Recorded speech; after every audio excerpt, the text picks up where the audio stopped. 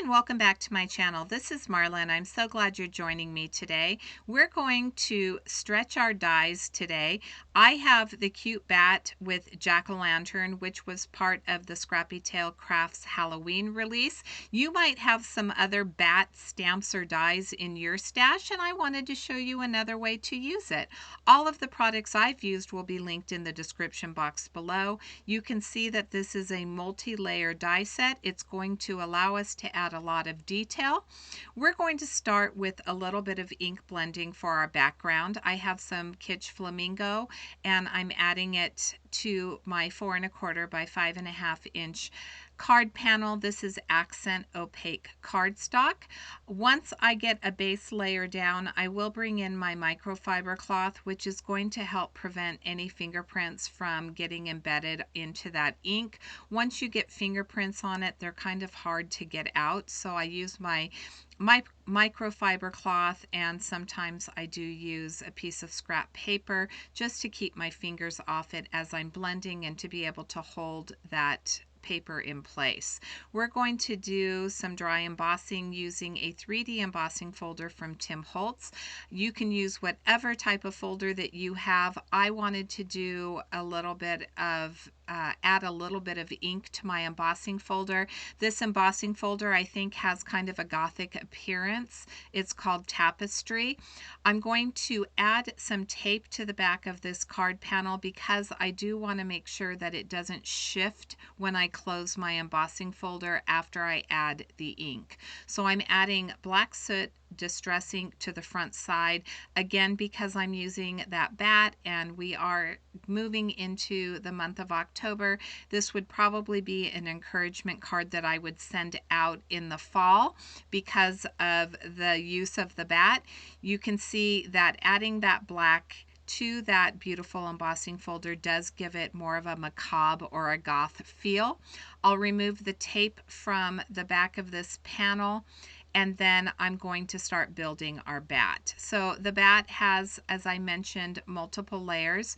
I strategically die cut that bat. I used a piece of black cardstock and I didn't add the jack-o'-lantern section to the cardstock, so that I just got the bat portion. Now there were little legs that were hanging off. I strategically cut them off because there is another layer that we're going to add to this for the legs, and I didn't want I wanted to be able to place the legs where I wanted them because this bat is going to be hanging upside down on that branch that you see there. I did cut the branch out previously from some craft cardstock, and I wanted to use it as the branch for my little bat, so I am going to off camera color it black to blend in with the rest of the card. I'll just use a W9 Copic marker for that. I'm building this bat using pink and gray. You'll notice that I think this is cartilage. It may be veins, it may be bones. You tell me. I don't know what that area of the bat wing is, but I did use some gray for that, and that's going to be my accent color on the card. Off camera, I am going to cut an oval, a decorative oval, and I did run it through the same tapestry embossing folder so that I have that same pattern running back and forth. So the three colors again are going to be the pink, the gray, and the black. I could have used black as my accent, but I thought just softening it up a little bit with the gray moves it from the Halloween theme more into the encouragement theme. So I don't know, maybe you have some Halloween bats, either stamps or dies, that you're looking to get some more use out of, and I think that this is a great idea to just send out a little bit of encouragement. It's a cute little bat, a different way to get your message across. So as we build this, I did want to talk a little bit about the Scrappy Tail Crafts release. If you haven't checked it out, I will have a link to the store in the description box below, as well as to this cute little bat. Sabrina did a really good job of adding both cute Halloween elements to the release, as well as some more spooky ones. If you're looking for some Halloween stamp and dies, I know that it's coming upon us fast. The weather's starting to cool down just a little bit. Leaves are going to be changing, and it just seems like the fall season rushes by. And we get these stamps and dies. We try to get our cards made, and sometimes we don't always get to use the products that we have, that we've recently purchased, because the holiday passed so fast. So I did want to create something that was other than Halloween, that would kind of stretch the products. So here's where I'm adding those little legs to the bat. I'm just making sure that I have the feet on the right side, that they're facing the right direction. I highly recommend, if you like working with dies like I do, that you have one of those little jewel pickers. It really does help pick up some of those smaller pieces that are hard to get a hold of. So my jewel picker and my little reverse tweezers are probably some of my most used items in my craft room, since I love working with dies so much.